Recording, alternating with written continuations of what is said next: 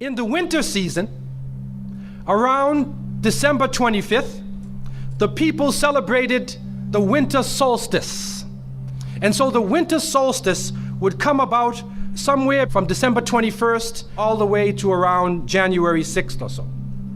And so the people of the North would celebrate different holidays, have different occasions based upon the winter solstice. In the wintertime, there is a period where there is no light. You are literally in darkness 24 hours of the day. And this stretches for a period of time. Now, could you imagine if you're living in Alaska or living in Canada or living in Norway and you don't have central heating and the cold is outside, it's darkness around you. People are dying from disease. It's a terrible time, and every family would probably lose somebody, or they would know of somebody dying from the cold and disease during that season. This is the winter solstice. And so when the sun starts to come out, the people now are looking at the sun as a life-giving force. And so during that time, a number of ceremonies were held in northern countries. In the far north was the Feast of the 12 Nights, which stretched from December 25th to January 6th. Also in ancient Greece, there was the Bacchanalia, which was held for their god Bacchus, the god of wine and sport and play. The Romans had the Saturnalia for their god Saturn, their main sun god Saturn. And so you find during these times that the people held ceremonies in the north. They would burn bonfires. The light was important, the fire, because the fire represents the light, the life-giving force for those who worship nature. Also in the north, they recognized that there was one tree that despite the cold would still remain alive, the evergreen tree, the fir tree. And so in some cases they would take this fir tree, believing that there was powers of life within the tree, and they would put it in their homes, set it there and put a light on the top of it, or burn them in the front, or they would make mistletoes and put them over their doorways, a type of what we would call ta'weez or tamima. It is an amulet. And they would hang the amulet over their doors, hang the amulets in their home, hoping that this fir tree, that this so-called life-giving force would protect them from the danger of the winter. And so their ceremonies developed around this. And this went on for hundreds of years.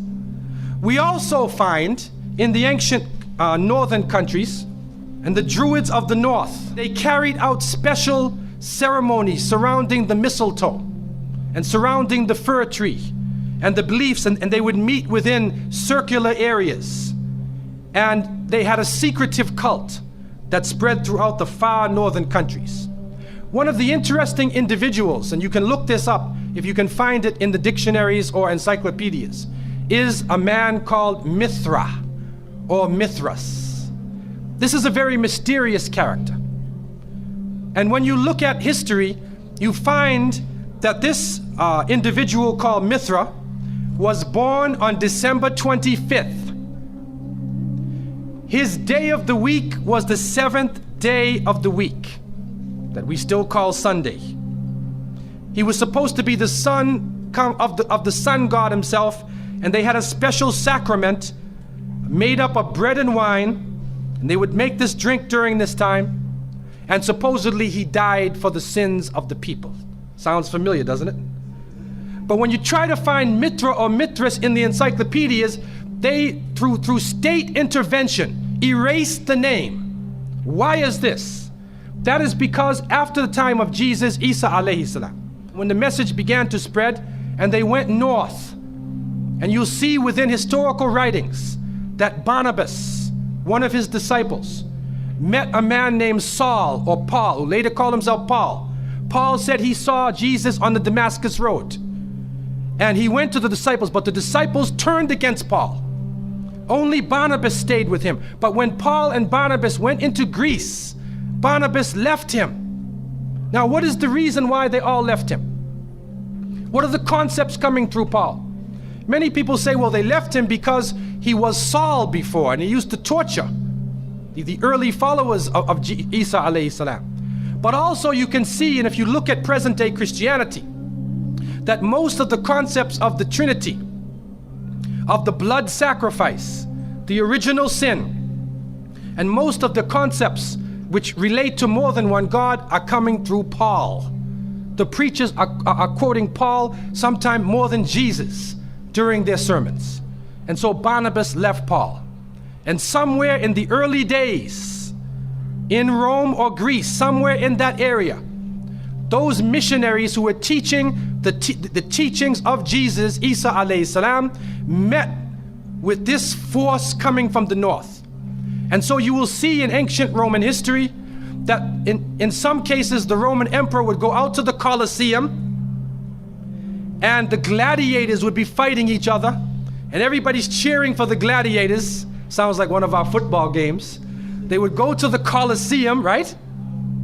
And the gladiators would fight. And then if one of the gladiators was down, and they would look at the emperor, should I kill him or not? And if he wanted to kill him, he would go like that, right? You know, that sign down. If he said keep him alive, he goes like this. You know how we use it today? Yes. Okay? He gives that sign. Okay? One of the terrible things happening during these rituals at the Colosseum is that they would bring the Christians out, literally men, women, and children, and feed them to hungry animals. They would take a hyena or a wolf or a lion and get it hungry and crazy and beat it and throw raw meat at it and then send it out on the people, and they would literally cheer and watch as the animal ripped the bodies apart. This is a terrible culture. Tear the bodies apart. And so somewhere along the line, somebody who couldn't take the torture, who felt that maybe we can win these people over, made a compromise. And you start to see changes going on from the early part of the Christian era in Southern Europe, where the major ceremonies held by the nature worshiping people are combined with Christian names and Christian ceremonies, and therefore what comes forth to us is a mixture with the two streams coming together, where you get a monotheistic name or a monotheistic character with a pagan ceremony. And so the mixture of this together is what is giving us the present day holidays that we see. Number one, we understand that Isa alayhi salam, according to the different reports of the different scholars in many religions, he was not born in the cold weather. History shows us that he was born during the warm weather. Even in the Christian traditions, they have the belief that the shepherds were tending their flocks outside. And in Palestine, you cannot keep your flocks outside. In the wintertime, in the evening, you bring them in because it's cool at night. And so it was the warm weather.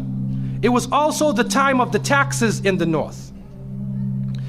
In the story coming in the Quran, when we see the mention in chapter 19 in verses 24 to 25, and we see the mention of the story of Mary, because it is the belief of the Muslims that Maryam, may Allah be pleased with her, was a virgin, and she had dedicated her life to the worship of one God, prayer and fasting, and by the power of Allah, that the Creator breathed His Spirit into her, and she conceived Jesus. He said, be, and it is. She conceived Jesus, Isa alayhi salam, without a father, without a man. That is a belief of Islam.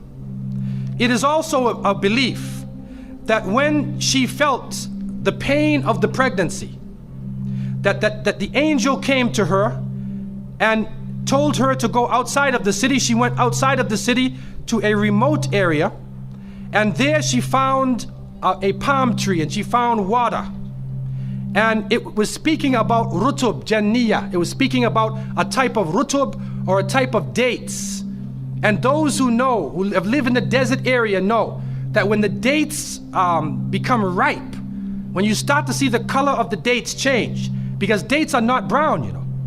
Dates are originally red and they're yellow, they're other colors, but they turn the brown. It's at the height of the heat that the dates become ripe.